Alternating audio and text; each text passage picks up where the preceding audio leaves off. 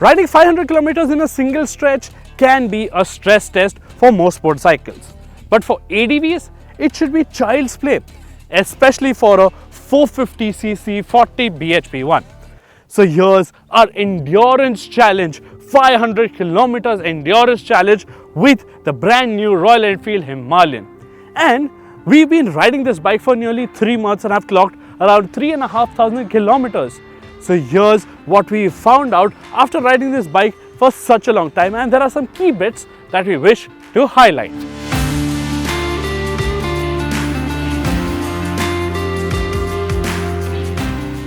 Let's get the obvious question out of the way. What was the fuel efficiency? And the numbers are on your screen.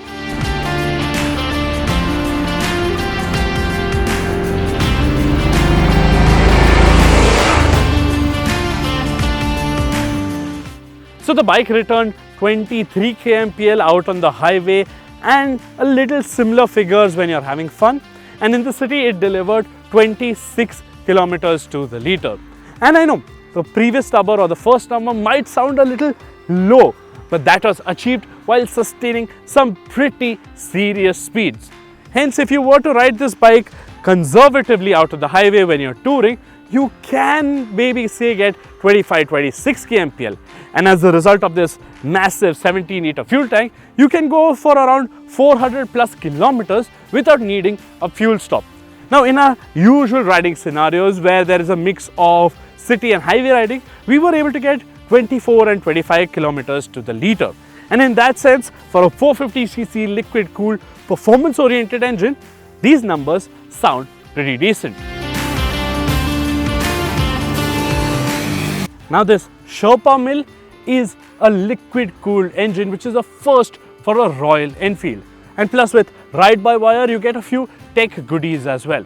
And considering that it is packing nearly 40 bhp and 40 Nm, you expect it to be fast and thrilling. And in some regards, it is. But there is a major cause for concern.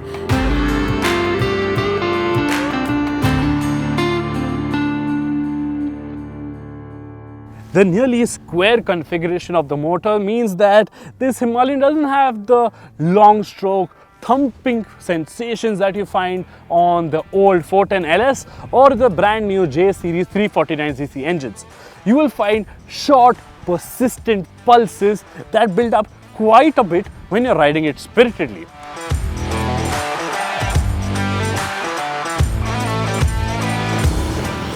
They start appearing almost till 90 kmph, then they become very much pronounced between 100 and 110. Then they sort of vanish once you reach 120 to 130 kilometers per hour. And all of these are felt more so at the bars, a little bit at the foot pegs, but none at the seat.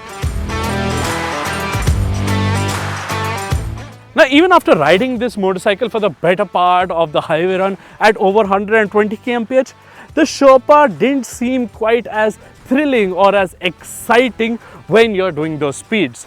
It seemed though as if its only job was to get you from one place to the other without giving you the thrills along the way. Its good, no-nonsense approach is sort of giving you a BMW GS-like vibe, not a very Ducati Multistrada or KTM adventure-like approach where each of your senses are engaged thoroughly. It is not a very slow motorcycle either. It is a properly quick ADV, one of the quicker ones in its segment, and it reaches triple-digit speeds in a jiffy. But the drive is only present at revs above 3000 RPM, and it only gathers momentum rapidly once you cross the 4500 RPM mark.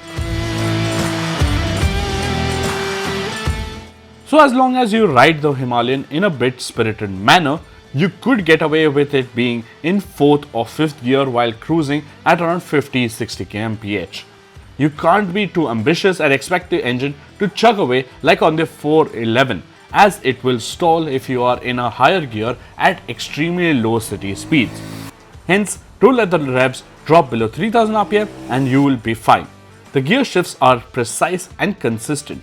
The clutch action is light and it does the job of going from A to B in a rather neat manner.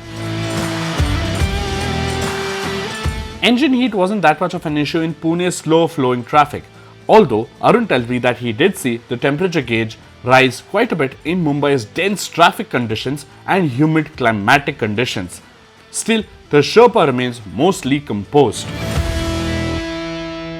Royal Enfield's simple trick to adjust the seat height of the Himalayan really pays off, as we've been riding this bike purely at its higher 845mm setting. That is because it allows us to remain on the bike and gives us better control over the operations. Now, if you're somebody who is 5 feet 7 inches tall or slightly shorter, you might find that the stock 825mm setting to be more favorable for you. Or if you're somebody who is seriously short and still find that to be daunting, well, Royal Enfield will sell you a low seat height option which drops the seat height down to 800mm. Conversely, if you're on the taller side and you still find this 845mm setting to be a bit cramped, especially for your legs, well, you get a flat rally bench seat which sort of eases your lower body posture. But again, let me tell you that seat height is just a number on the spec sheet. Once you do acquire the necessary skills to ride this motorcycle, you will find that to be not daunting at all, because you will start to appreciate what this bike packs in its stock form.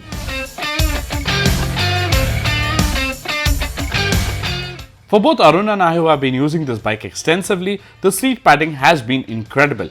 The foam density is right on point, and even after the 500 kilometers run, I was ready to clock in another 500 kilometers, provided the weather was better and not a sweltering 44 degrees Celsius. Moving on, the foot pegs are in a neat position so that it allows you to transition from a sitting to a stand-up posture rather easily. Now, these bars are placed nice and wide, and for somebody who is 5 feet 9 inches or 5 feet 10 inches tall like myself, I find the higher placement of the bars to be quite ideal for my liking. But if I were to buy this bike, I would definitely get handlebar risers, not to increase the height, but to bring the controls a little bit closer to myself, as that would reduce a little bit of the reach to get to them. But overall, this is quite a nice riding posture for nearly any riding scenario. The star of the Himalayans package has to be its suspension, which simply put is beautiful. It doesn't have that mushiness, or it doesn't go into a state of wallowiness like the older Himalayan used to. In fact, it stays flat, it goes over any sort of bump at any sort of speed with equal finesse and absorbs them very, very nicely, and sort of returns back to its original state in no time. This level of engineering supremacy is what the competition should take notice and sort of adapt into their own ADVs.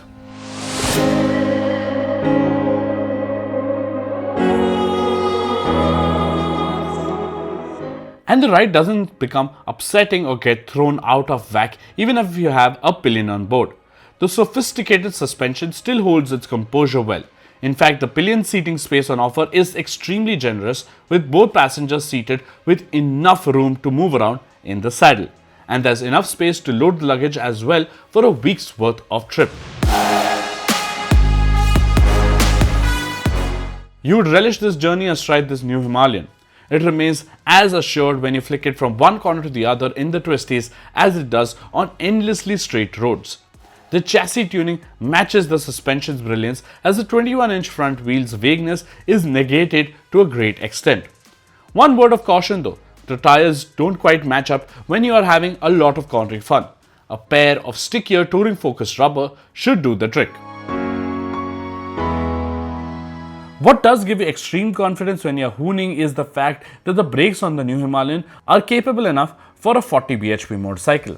They have the fierceness in chomping down the speed as you would want from an ADV motorcycle of its ilk, and there's ample progression too. There's no doubting how brilliant the Himalayan is off-road. While it has been the key tool for many to explore unexplored areas of India, this new one adds a layer of class and finesse to the whole experience. Mind you, it is still a heavy beast, and with the engine not being as chuggable, one must have a bit of nous to stay the rubber right side up. Plus, it doesn't get tubeless spoke wheels, and punctures could be a cause of concern. The Himalayan marks a step up for Royal Enfield when it comes to technology.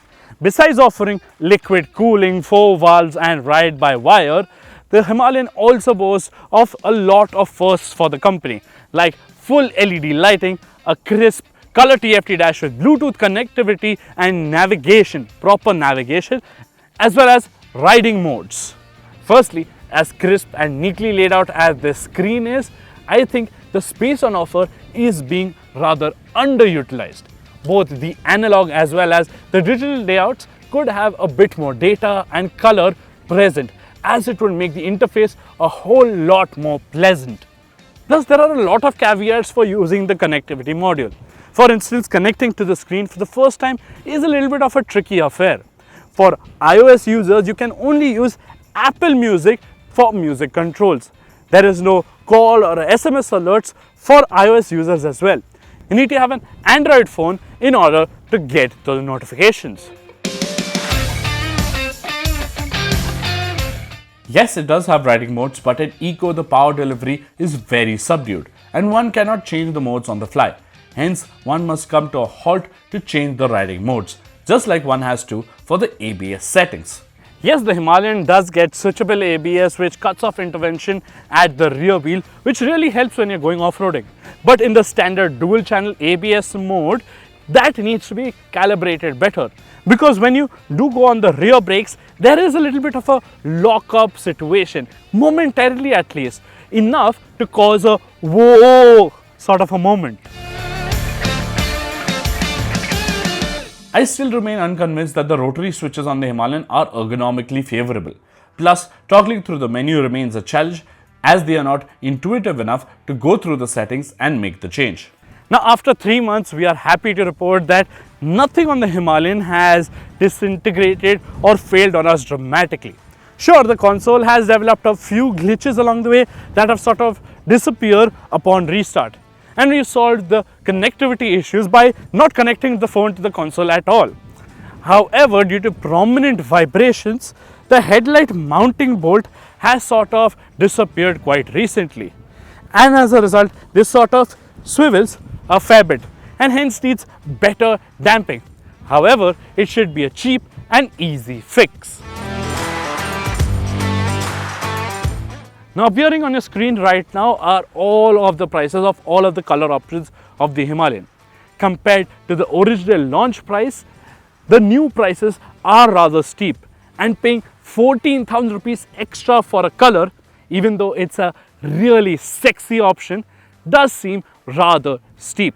And when Royal Enfield does sort out the tubeless rim issue and offer it as standard, expect prices to go up further by 25,000-30,000 rupees.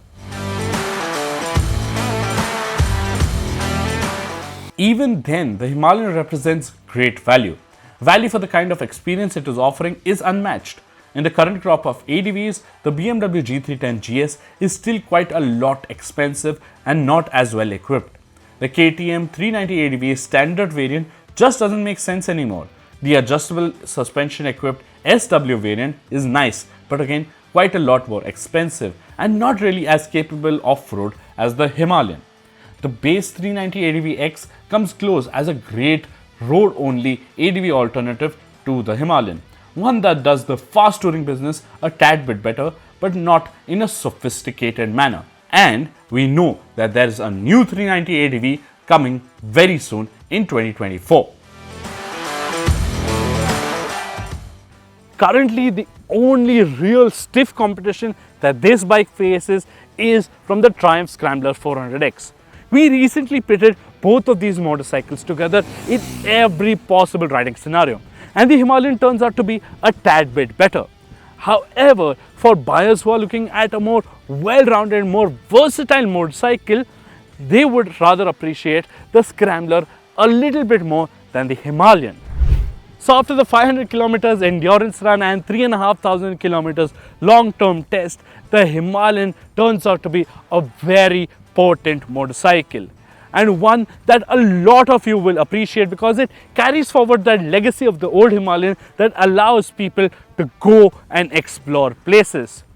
Yes, you will have a great bike if you purchase this, and you will have to overlook a certain compromise, especially with regards to that engine. But if you do so, you are getting a great motorcycle, a great bang for buck motorcycle, especially one that is the best touring option in its class. And the quality issues of the older Himalayans seem to be a thing that this bike is not affected by, or as dramatically affected by, as nothing of the sort has failed on us dramatically. But the next big test for this Himalayan will be the monsoons, which are a few months away. So in that regard, this bike sets a very high benchmark for the ADVs that are to come in the future. So KTM must be sitting up and taking notes, because the upcoming 390 adventure has a very high benchmark that it has to surpass. So what do you think about our 500 kilometers endurance test of the Royal Enfield Himalayan? How can we improve our tests further? If you have any suggestions, if you have any queries regarding the Himalayan, do drop them in the comments below. If you have a Himalayan yourself and have faced certain issues or want to comment or praise this bike, do let us know that as well. Engage with us on our Instagram pages, and don't forget to like and share this video. I would urge you to wear riding gear on every single ride. And as always, thank you for watching.